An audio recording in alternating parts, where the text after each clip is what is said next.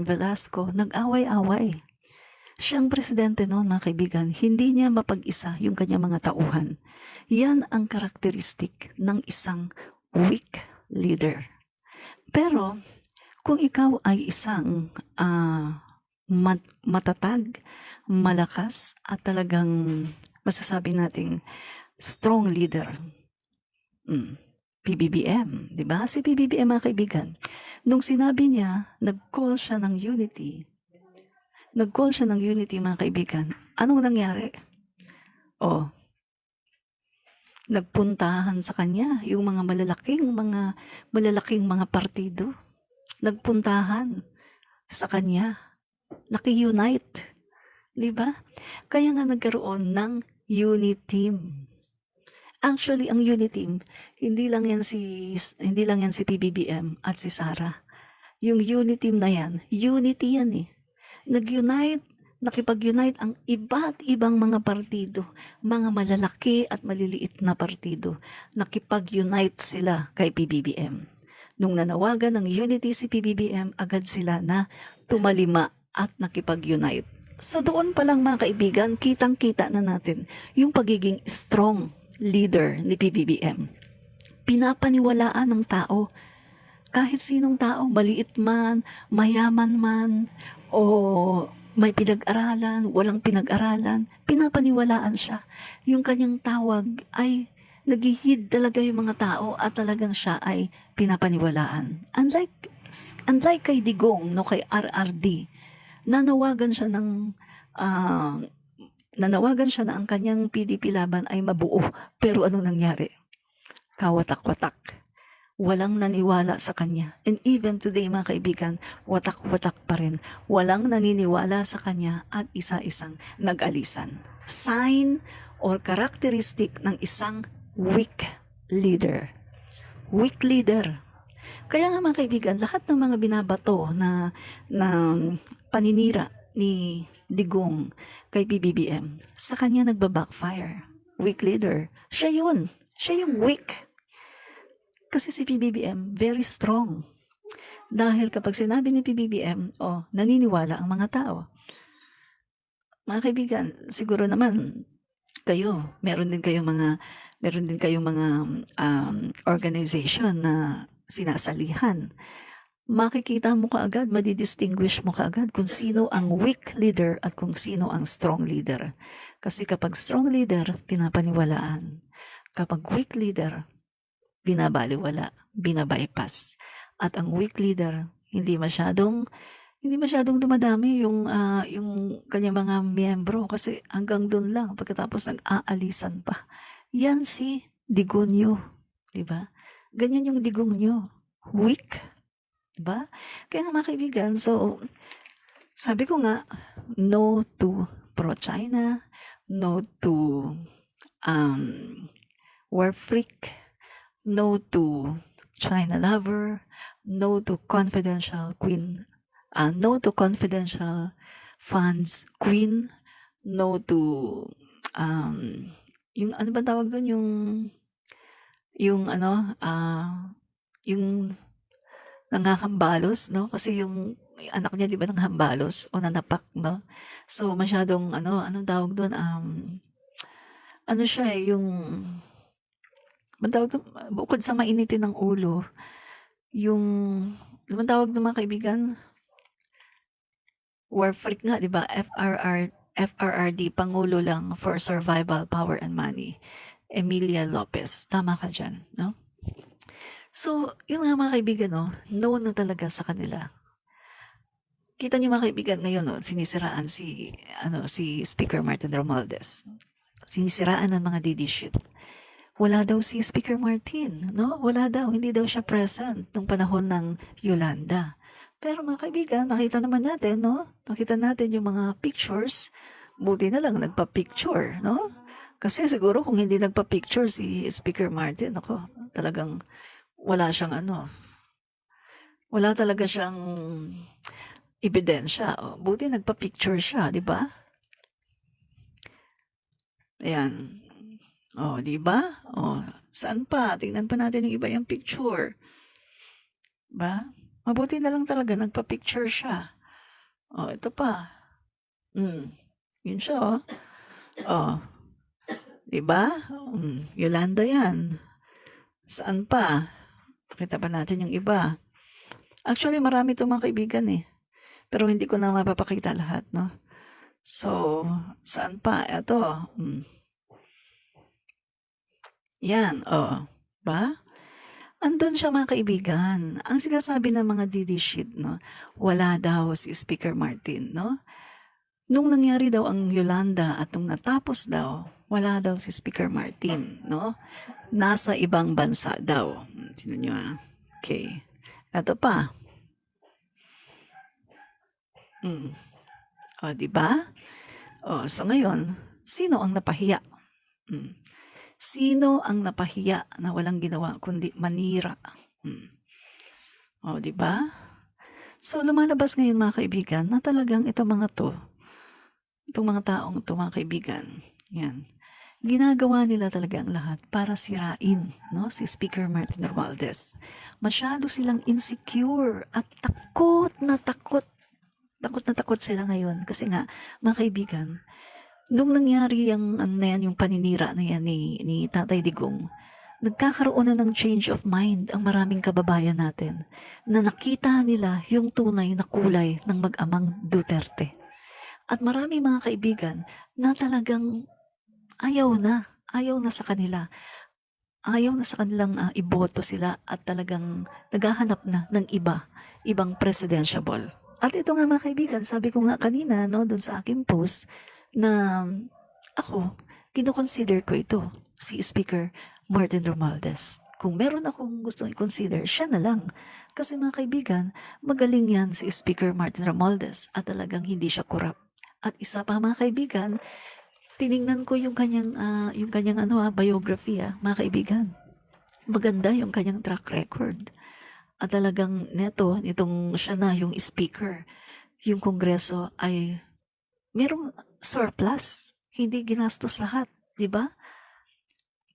Kasi nakita na wala naman silang pagkagastusan. So bakit gagastusin lahat? Unlike dito kay BP Sara, o porke 11 days, 11 days na lang. Naku, year-end na. Gastusin na natin lahat to. Nagkukumahog, nagmamadali na gastusin kasi nga year-end na.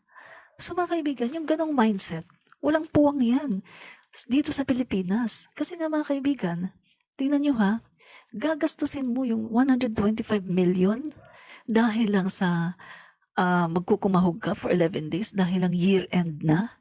Kahit alam mo na, hindi naman mapapabuti. Kumbaga, hindi naman masyadong importante. Gagastusin mo pagkatapos wala ka pang accounting o wala ka malang breakdown saan mo nilagay yan. Kaya nung tinatanong kung saan ba napunta yung 125 million, wala silang maisagot na konkreto. Diba? Pero si Speaker Martin Romualdez, nagsaoli 4.8 billion. Nagsaoli siya noong 2022. Kasi nga, nakita niya, wala na tayong pagkakagastusan dito. So, sinuli na lang. Sabi nga ni Prospero Pechay, kung yung ibang speaker pa yan, di yan isusuli. Ano pang sabi niya? Sa iba, nung mga panahon, no, hindi pa si Speaker Martin Romualdez ang speaker, wala siyang nakita na nagsaoli ng ganyang halaga. Wala siyang nakita na merong speaker na nagsauli. First time in the history of Philippines. In the history of Congress. Unang pagkakataon lang nangyari to, first time. Dito lang sa speakership ni Speaker Martin Romualdez. Kaya masasabi natin, hindi siya korap. Katulad din siya kay PBBM na talagang may pagpapahalaga sa pera ng taong bayan. Hindi katulad yung isa, no? Si Confidential Funds Queen. Porque year-end na. 11 days na lang. Naku, nagkukumahog. Talagang gagastusin. Sige, gastusin natin to. Parang lumalamon lang ng pera. Pero nakita mo naman, marami sa mga kababayan natin, no? Kaya nga maraming nagalit mga kaibigan kasi marami sa mga kababayan natin naghirap na hirap. Hindi alam kung paano mag-survive. Pagkatapos, meron tayong isang vice president na gagastusin yung 125 million for 11 days lang. Kaya yun talaga ang tinanong ng mga tao. Kaya kita niyo mga kaibigan, tingnan niyo ang rating ni Speaker Martin Romualdez. Consistent. Mula nung nangyari yung ano na yun, yung ni-realign niya, yung confidential funds ni BP Sara doon sa West Philippine Sea, mula nung nangyari yan mga kaibigan, kita nyo, gumanda yung rating niya, tumaas, pataas ang rating niya. 'Di ba? Yung unang rating tumaas, yung pangalawa yung kakalabas lang, mas lalong tumaas ang rating ni Speaker Martin Romualdez. Kaya nakikita natin ngayon, yung mga DD shit, takot na sila. Kasi nanginginig na sila sa takot dahil nararamdaman na nila mga kaibigan na si Speaker Martin Romualdez ay isang presidentiable. Meron siyang at meron siyang karisma sa mga tao at nagugustuhan siya ng mga tao. Kita naman yan sa rating, di ba? Tuloy-tuloy yung pagtaas ng kanyang rating. Unlike dito kay BP Sara, tuloy-tuloy din na bumababa ang kanyang rating. So mga kaibigan, delikado, sabi ko nga sa inyo, di ba? Tapos na ang karera ni Sara Duterte. Tapos na ang kanyang political career as president, no? Hindi na yan mananalo sa 2028. Sa totoo lang, hindi na mananalo yan, no? Sabi nga ni Tapuan, hindi na daw mananalo. Magsi-second demotion ako kay Tapuan, hindi na mananalo yang si BP Sara Duterte sa 2028 kung siya ay tatakbo na presidente. Unang-una sa lahat, yung pagiging pro-China niya, mga kaibigan, ayaw ng taong bayan ang isang presidentiable na pro-China. Sabi ko nga sa inyo, di ba? Sayang lang ang mangyayari sa Pilipinas, nakakapanghinayang kung after PBBM, napakaganda ng stand niya dito sa West Philippine Sea, ipinaglalaban talaga ang West Philippine Sea. Talagang, mga kaibigan, malapit na tayo eh. Malapit na tayo doon sa target natin na talagang yung China, mapapaback out natin ito, mga kaibigan, kasi talagang matapang ang presidente natin na talagang ina-assert niya yung ating karapatan, yung sovereign rights natin sa West Philippine Sea.